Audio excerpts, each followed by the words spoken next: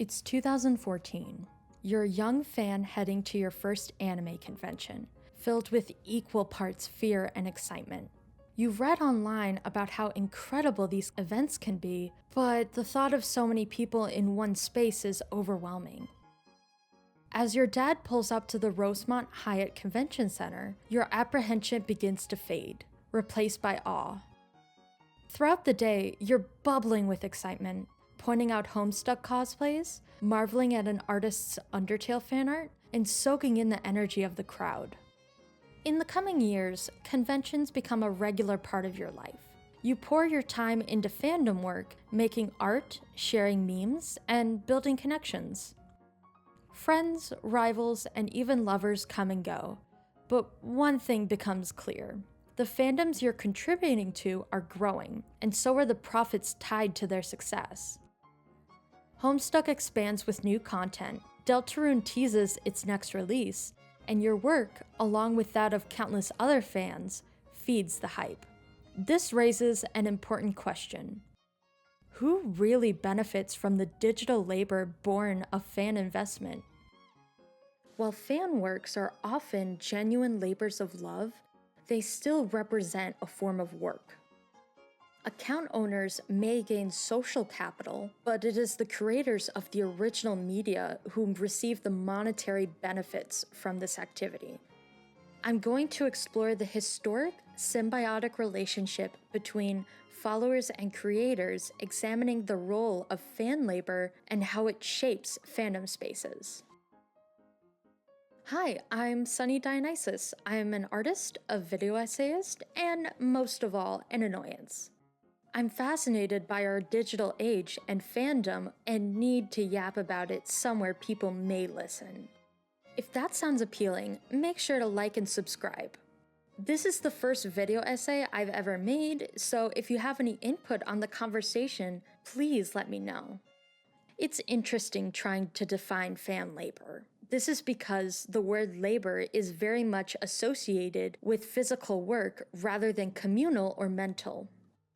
I'm not trying to disregard or erase the original meaning, but I do want to use it as a tool for analyzing the effort that fans put into their community.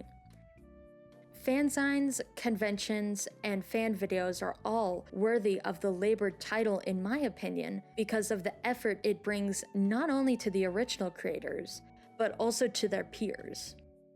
To truly understand how effective fan labor is in creating spaces for fans, we need to go back to the beginning.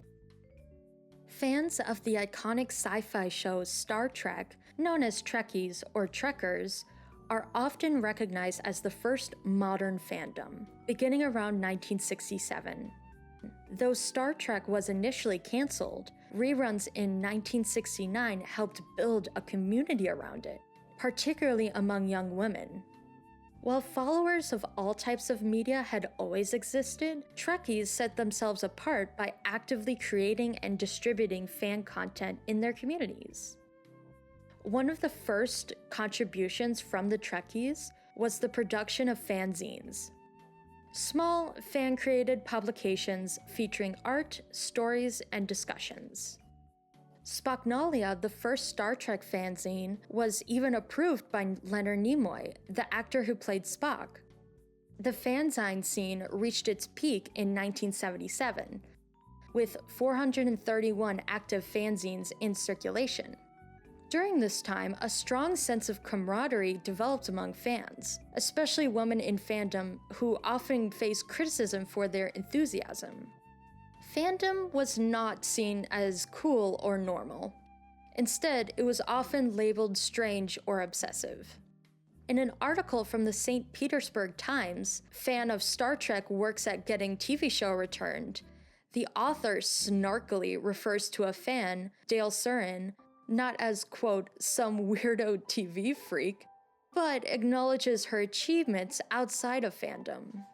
Ironically, these so-called weirdo freaks gained such a following that the show was eventually brought back. Surin's full belief that she and other fans would revive the show proved to be entirely correct. With the soaring popularity of conventions and rabid demands for the show to be back on air, Star Trek revitalized itself in 1973 in its own animated series. While the show undoubtedly benefited from fan labor, some actors were not as reciprocative to the attention. Like when you left your quarters for the last time and you opened up your safe, what was the combination? Get a life, will you, people?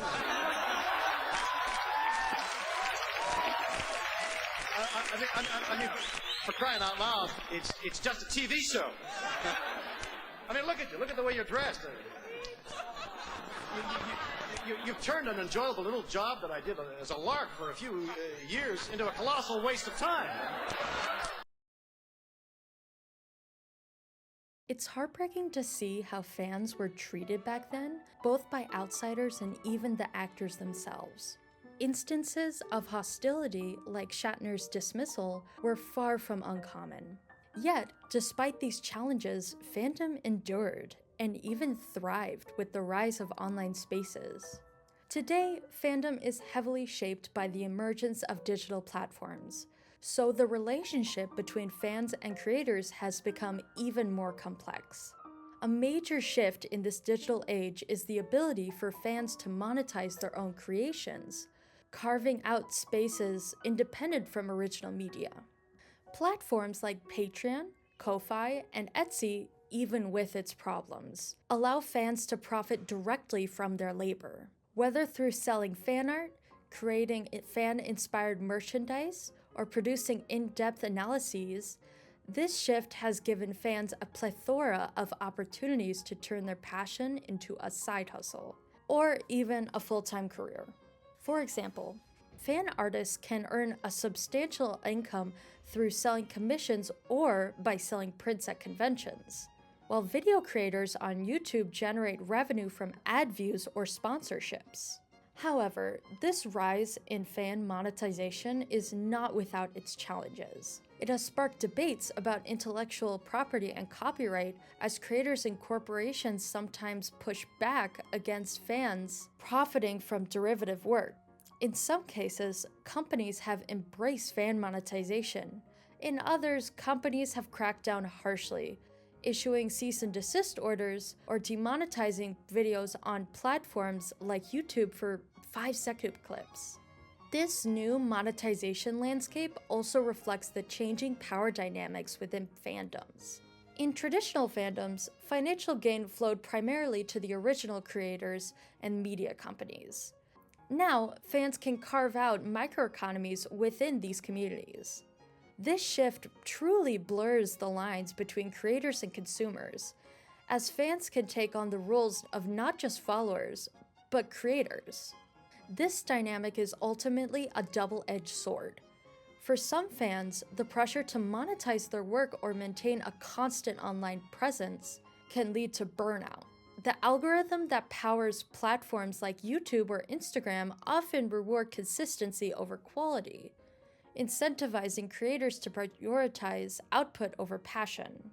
Meanwhile, the same platforms can exploit fan labor, taking a significant cut of their earnings while offering little support in return. Think of Etsy. Not everyone can be an H-Bomber guy or ContraPoints. As great as their videos are, they have a big enough following to not play the algorithm game. Ultimately, the rise of fan monetization represents both empowerment and exploitation. It provides fans with new tools to amplify their voices and passions, but it also ties their creativity to systems that might not always prioritize their well-being. Still, it's astonishing how much fandom has remained the same. Fans continue campaigning to bring back canceled shows, such as Renew the Owl House. They still clash with creators, and they still build vibrant, if sometimes volatile, communities. The ease of access to online spaces has certainly reshaped the landscape, but the core pillars of fandom, the passion, the collaboration, and the conflict, persist. To answer my question at the beginning, I believe it is the fans who come out on top, but every community has its pitfalls. Instances like Shatner's infamous "Get a Life" quote demonstrates creator to fan volatility.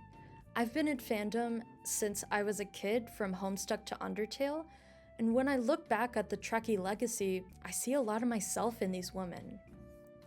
The shows can be revitalized and the creators can make more money, but the fans gain so much more from their community. I know fandom is not all sunshine and rainbows, but I have a more hopeful outlook on it than I did before writing this. I hope you do too. I hope we all make it to many more decades of fandom, and I mean that wholeheartedly. Like I said, this is my first YouTube video that's not an artsy short. I really loved making it, and I'm so glad we enjoyed the time we had together. If you enjoyed this essay, let me know your thoughts in the comments. What does fandom mean to you, and who do you think benefits most from fan labor?